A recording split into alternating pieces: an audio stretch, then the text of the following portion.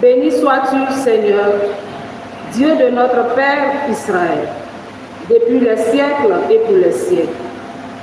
À toi, Seigneur, force et grandeur, éclat, victoire, majesté, tout dans les cieux et sur la terre. À toi, Seigneur, le règne, la primauté sur l'univers. La richesse et la gloire viennent de ta face. C'est toi, le maître de tout. Dans ta main, force et puissance. Tout par ta main grandit et s'affermit.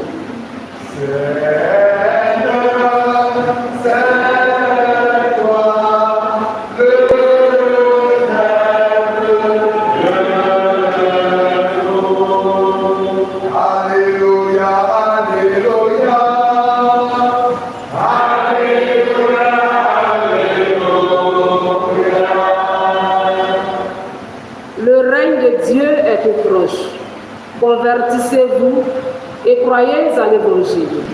Alléluia, Alléluia, Alléluia, Alléluia.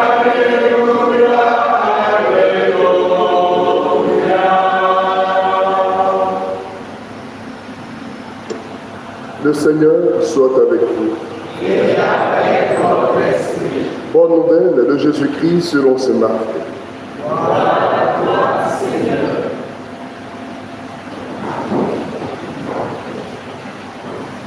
En ce temps-là, Jésus appela les 12. Alors il commença à les envoyer en mission deux par deux. Il leur donnait autorité sur les esprits impurs et il leur prescrivit de ne rien prendre pour la route, mais seulement un bâton. Pas de sac, pas de pain, pas de pièces de monnaie dans leur ceinture. Mettez des sandales, ne prenez pas de tunique et de rechange. Il leur disait encore: quand vous aurez trouvé l'hospitalité dans une maison, restez-y jusqu'à votre départ. Si, dans une localité, on refuse de vous accueillir et de vous écouter, partez et secouez la poussière de vos pieds. Ce sera pour eux un témoignage. Ils partirent et proclamèrent qu'il fallait se convertir. Ils expulsaient beaucoup de démons, faisaient des onctions d'huile à de nombreux malades et les guérissaient. Veuillez vous lever. Acclamons la parole de Dieu. Louange à toi, Seigneur Jésus.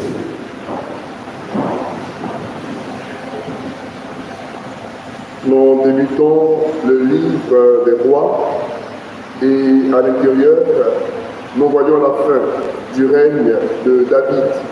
David termine son règne en donnant des conseils à son fils Salomon qui lui fera la succession. C'est donc le début du règne de Salomon.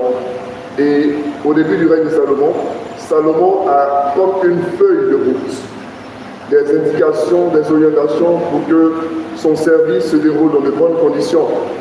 Et nous retrouvons la même scène dans l'Évangile. Jésus commence avec les 12 sa mission et il les envoie. Mais il ne les envoie pas sans indication et sans prescription. Il leur donne également une feuille de route. Frères et sœurs, pour toute mission, il nous faut une feuille de route. Il en est de même tant dans l'Église que dans la société. Une mission sans feuille de route est une mission dangereuse parce qu'on ne sait où on quitte et où on part. Il faut donc toujours chercher quelle est la feuille de route de nos différentes missions. Nous sommes au début du mois de février. Quelle est la feuille de notre route en ce mois de février? Si nous n'avons pas de feuille de route, il nous faut nous-mêmes nous établir une feuille de route, un programme, un projet. Il ne faut donc pas naviguer à vue, car cela est dangereux. Le Seigneur nous en donne le témoignage en donnant une feuille de route à ses disciples et David une feuille de route à Salomon, son successeur. Puis cette Eucharistie nous instruit davantage sur ces éléments de vie.